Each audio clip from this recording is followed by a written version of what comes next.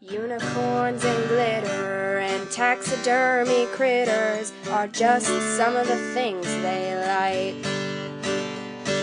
They also enjoy 80s hair bands, Grizzly Adams and John Goodman, so if you think that's weird then you can take a hike. But the things they enjoy the most are making art and cracking jokes, so without further ado, here are your hosts. You've got your two artsy gals, your two artsy gals. Here are your two artsy gals.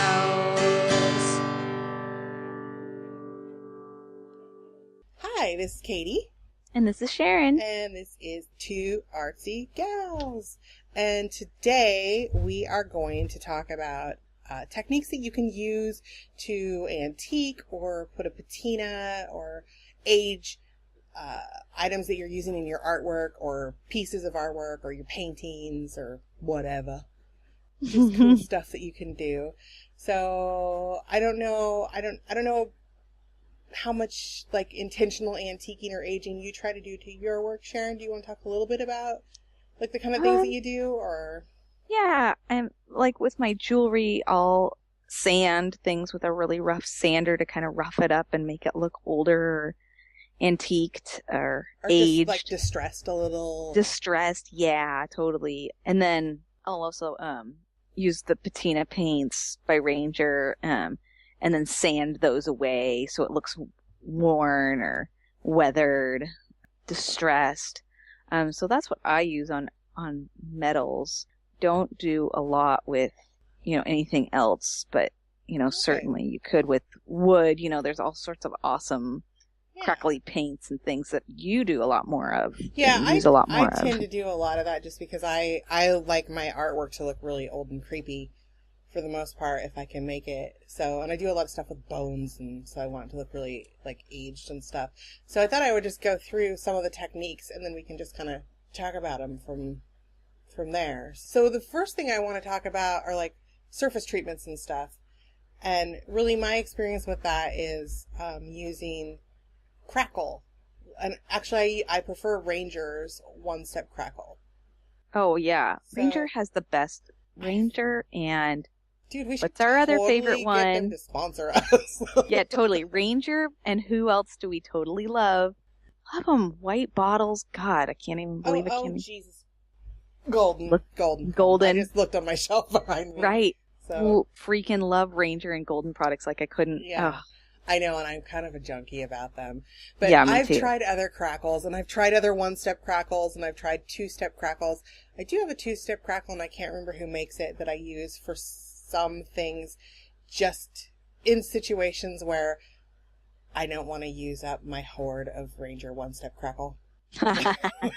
Because isn't that funny? Actually not that expensive, but I love it so much that I kind of covet it, and I just only use it on stuff I really want to be awesome. Isn't that funny where you just hoard that stuff? And yeah, when it's like not even that expensive, where you could just sprinkle that shit everywhere. I know. Like glitter, but I know. Like you just want to lick it and hold it. Dude, don't even get me started on licking stuff because my mom just told me I will quote my mother, "You are a fucking freak." She said those words to me because I sometimes say things out loud that I probably should keep to myself, but I have a weird thing about wanting to lick stuff that I like.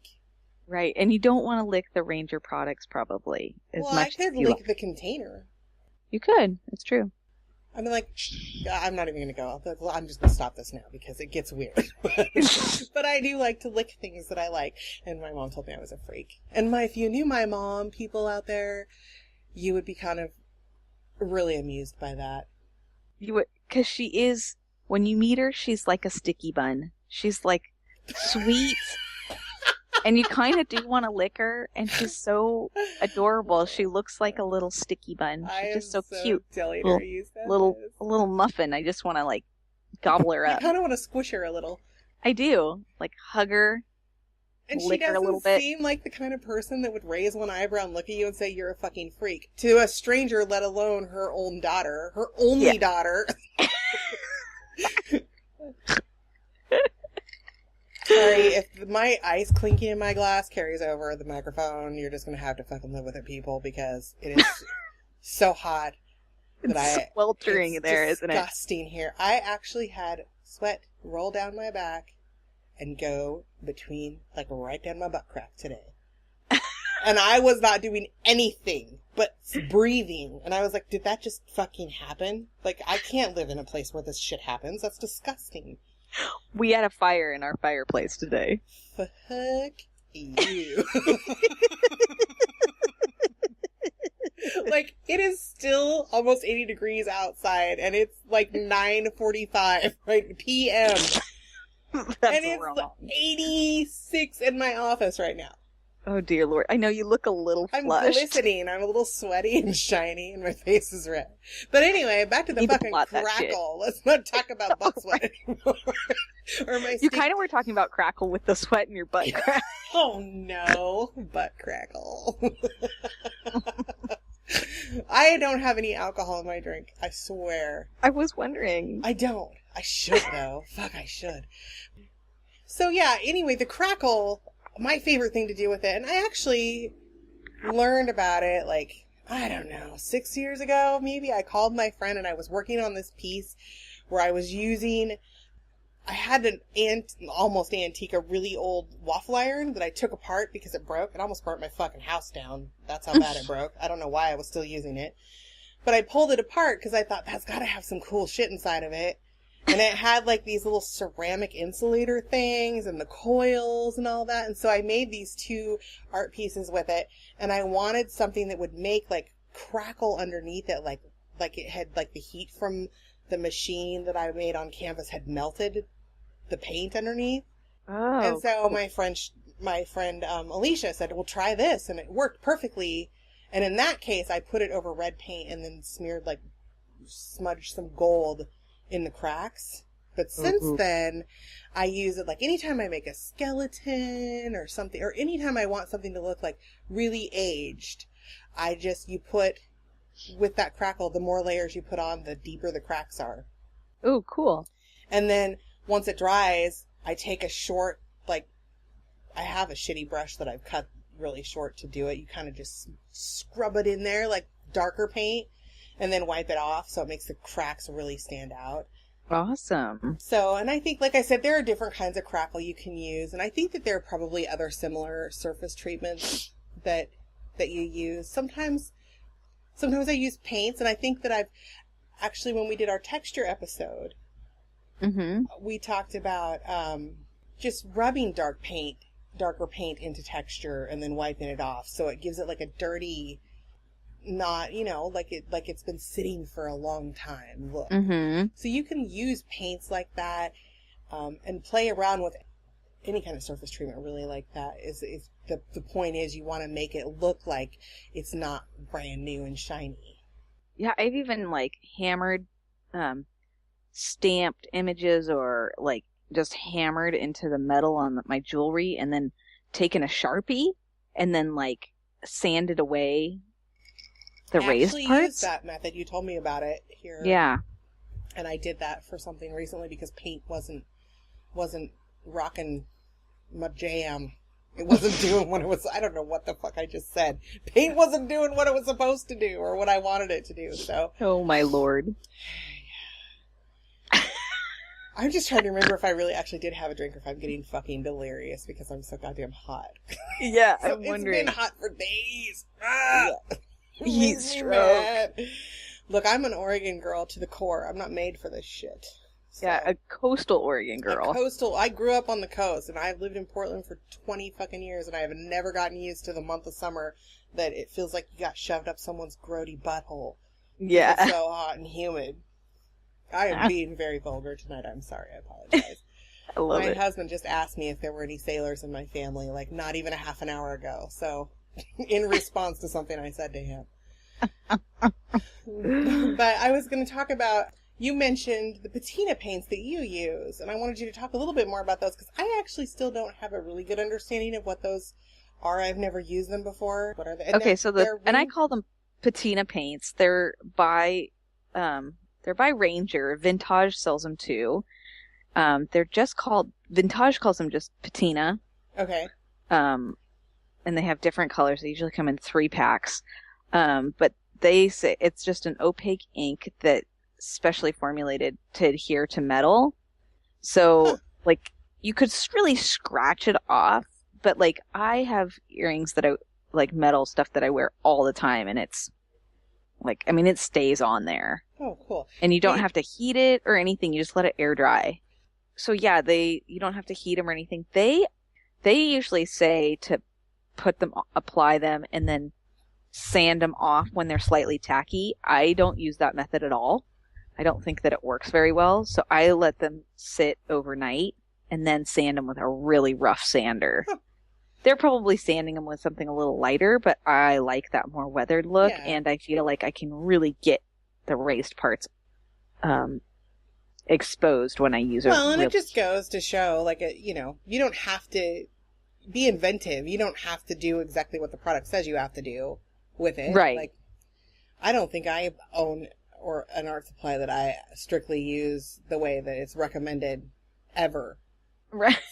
I'm like, oh, hey, this would be cool for this. Let's try Right. it. Yeah, totally. So, and I actually don't have much experience, like I said, with the patinas that you use, but I want to get some and play with those because they sound really cool.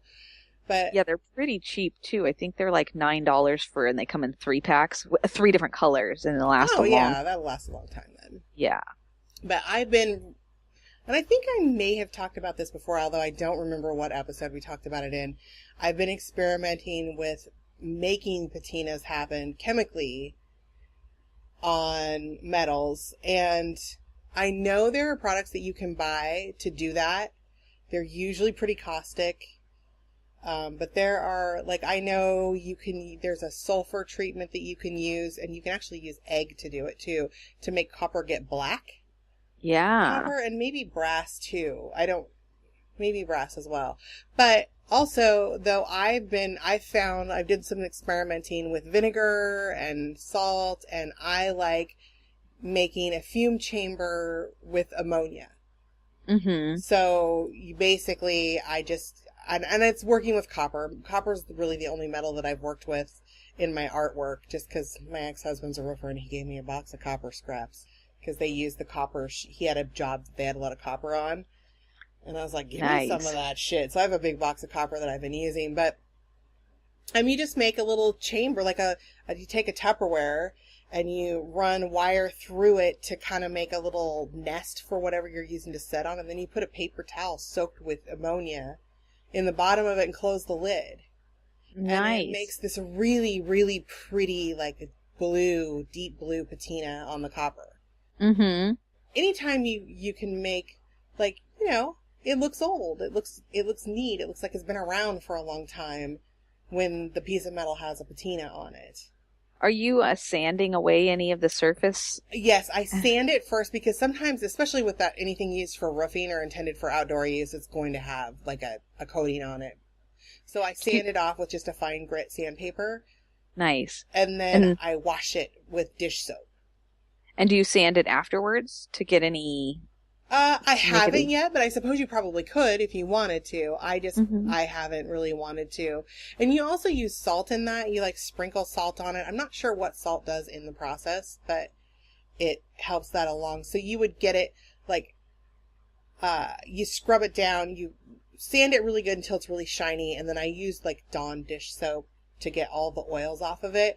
And after I've washed it, I don't touch it with my bare hands. I wear gloves because then you get your fingerprints. We have oily hands. Right. So your body oil sticks to it really, really well, and then it makes it not patina in the spots that your body oil's stuck to it. But then you sprinkle salt on it. And again, I don't really understand what salt does in the process, but it makes it really pretty. Mm-hmm. So, and again, if you're not into screwing around with chemical stuff, because technically that's a chemical reaction and ammonia is really oogie smelling and all that. So you can use the patina paints that Sharon talked about, or you could use any kind of paint to create a patina. I don't remember what piece I did a long time ago. I mixed a green that was the color of a copper patina and painted some little plastic lanterns that I put in it. Oh, nice. Forgotten Henry. Uh-huh. That piece, I just painted these little toy plastic lanterns that I had, and I altered them and made them look old. So you can use paints to do that as well. But Absolutely. again, anytime you're working with anything that's metal and you want it to look old, a patina is a sure way to go. Mm-hmm. Right. So, and then Sure. Sharon mentioned sanding and hammering and scraping. So physically distressing something is also another way that you can make it look like it's antiqued or old or a found object or something like that. So you mentioned a little bit about the techniques that you use, but did you want to go a little bit more in depth about some of the distressing stuff that you use in your jewelry? Really, it's just that simple. I mean, painting on the patina paints and then, letting them dry and then sanding them the next day. It's just so simple. Do you ever scrape or I don't really, because I usually have, my metals usually are embossed or textured. Oh yeah, because you have that really cool embosser thing that puts the texture on them. So. Yeah, and then, I paint patina paints on. I just do it sloppy, and then I just sand afterwards, and they turn out really cool. Yeah, I've used sandpaper in a lot of instances, and for when I want paper and books to look old, like if I'm making cards or doing an altered book, I like to sand. Sometimes I use sandpaper to sand the paper. Oh, and yeah. Make it look a little weathered, or, sometimes I think I mentioned before I sanded origami paper and made it look like old wallpaper. Oh, cool. In a piece that I worked on. But I use a lot of sanding. If I do in paintings, I scrape a lot. I scrape paint off just to make it look old and chipped or something. Yeah. So, and if with wood, like you said, you can hammer that shit. You can gouge at it with stuff. You can rough it up with I have what are those called? A rasp? One of those big, a big file. I have one of those that I like to chew up wood with sometimes when I want it to look really old. So. Yeah. Awesome. So there's tons of different things you can do to make them. Yeah. And I think I skipped over, I meant to talk about, if you work with fabric ever in your artwork, or even when you're just you're using fabric to make yourself, maybe not necessarily a wearable item that would be washed regularly, like, a shirt or something, but surely for a costume or for a handbag or something, or even in using it in your artwork, I like to do tea dye or coffee dye. Yeah. Or stain, I should say. You stain it with the tea or the coffee. I use that on paper also to age paper and make it look old. And you just make a really strong tea or a really strong pot of, if you have the old dregs of coffee left, that works perfect. If you have coffee in the bottom of your coffee pot. And you just soak paper in it or cloth. Cotton works best, of course, because cotton will absorb color in anything, and you let that soak. And then when I use paper, I put it on a cookie sheet in the oven and let it dry flat on a really, really low temperature, 200. You don't want to catch your paper on fire. But although that is another thing you can do, burn the edges of paper and stuff. But of course. There's a lot of stuff that you can do with fabrics and stuff like that. And I've even used, I've mixed paints and rubbed them on paper to kind of mimic the color that a tea dye or coffee stain or something like that would do to make it look aged. And paint is something that we can't really ignore here. I know we've brought it up a few times already in this episode, but especially with acrylic paints and even sometimes with watercolor paints, they're so versatile and can be used in so many different ways. And our next episode is about paints, so we're going to talk more about this, but you can water paints down and make a wash. Oh yeah. To do on your on any paper or even fabric. Or even crumpling up paper over and over again to make it kind of look old, and then putting inks on it, or kind of stamping some inks, or even washing a watered down paint over it can make it look aged. Yeah. Or even, you just reminded me of something that was so funny. We used to have big Halloween parties, my husband's family, And when the kids were young enough that we just put them to bed and they didn't realize we were a bunch of freaking drunks. So as they got older, we kind of had to stop doing it. But we used to have a costume contest, and they had a kids contest every year too. And one year my son, I don't even know where he got this idea, but it was so funny. I think he was probably like 10 or 11. He decided he wanted to be a greasy zombie lawyer. So we went to Goodwill and we found a little suit, like just an ill-fitting, crappy little suit and a dress shirt and a tie. And we took the dress shirt and the tie and the pants and we stuck a rock in, because this is how I used to make holes in my Levi's, in the knees of my Levi's, and make them look natural when I was a teenager in the 80s, and we did that shit. We wrapped the fabric around a rock and ground it on the sidewalk in front of our apartment and made holes worn in it. And then we took his shirt and we stomped up and down on it in the dirt and rubbed it in the grass and made grass stains, and we cut holes in it, and we you cut probably off his loved tie. doing that. And then I rubbed I rubbed shoe polish on the tire of my car, black shoe polish. And then we had I found a Goodwill for $1, one of those old 80s cassette tape carrying cases. Uh-huh. An old brown one that he used for a briefcase, and we laid that down and we laid his clothes down right underneath my tire. And then we backed over it with the shoe polish on it and made a tire track over the back of it. That's awesome. And it looked like an old zombie, like a grody old zombie. Like a lawyer had been run over by a car and turned into a zombie. It was hilarious. Ouch, kitty got to me. I hope he won. He did, actually, that year. It was funny. We greased his hair up and put zombie makeup on him and blood, because, little boys need to have fake blood everywhere. Right. So that sounds awesome. That was so much fun, though, and I was thinking, you can get really creative in aging stuff. I think I've even rubbed paper in dirt and stuff. Gone outside and kind of stomped on a piece of paper and made it extra dirty. Yeah. Shit, go throw some stuff in a mud puddle, man. Ouch, kitty! Oh my god, sorry, my cat just crawled into my desk and bit me. Oh my god, this is gonna be a hilarious episode. That hurt, you little jerk. But yeah, I don't know. I think this is going to be kind of a short one, but because I can't really think of... I guess we could talk about situations in which you might want to distress something, but we kind of already covered that, really. So Yeah. I know a lot of people don't do creepier work like I do. I always hear this when I talk to people and talk to them about stuff like that. They're like, "Oh, for Halloween." Oh. And I'm like, well, yeah. So even if you don't want your artwork to look old and creepy, you could employ these methods elsewhere. You could, make some extra creepy Halloween decorations or... Oh, for sure. And I think you could totally make antique-y looking stuff that looks vintagey or steampunky, or even with fairies old and, Yeah, it's not just only for creepy, weird shit. Yeah.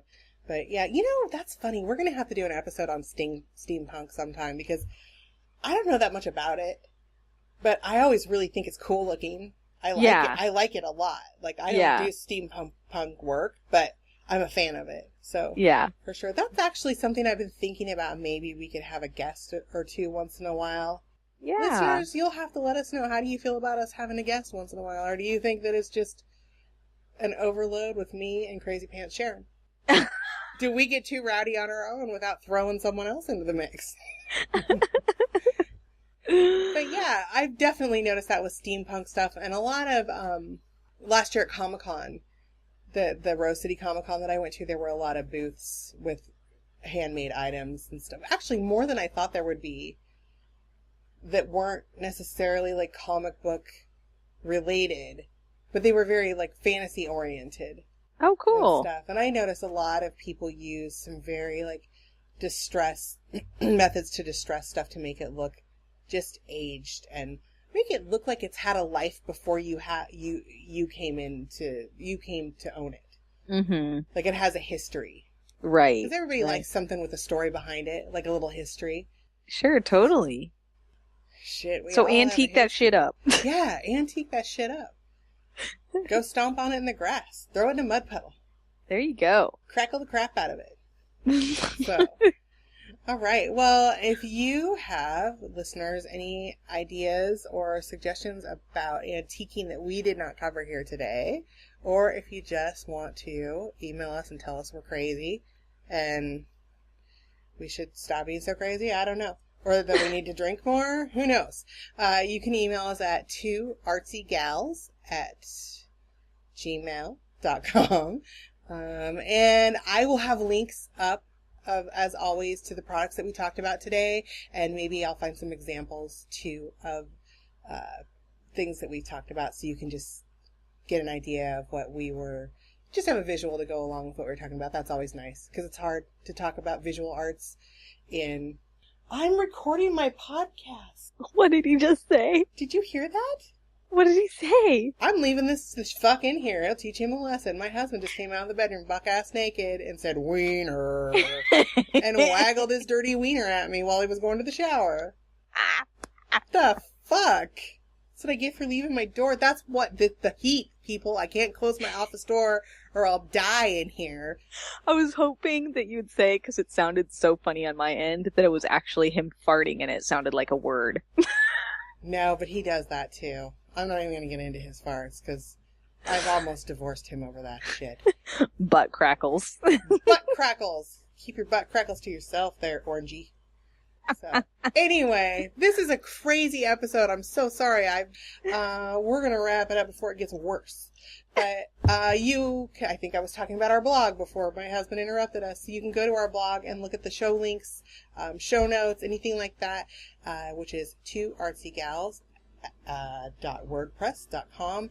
And you can subscribe to our podcast on Stitcher and with iTunes. They're both free apps on your phone. And if you subscribe to them, then you don't even have to worry about figuring out when we have a new episode up, because it will automatically update for you. And it'll be super awesome. Yeah. Until next time. Go make some cool shit, yo. Yay! All right. Bye. Bye.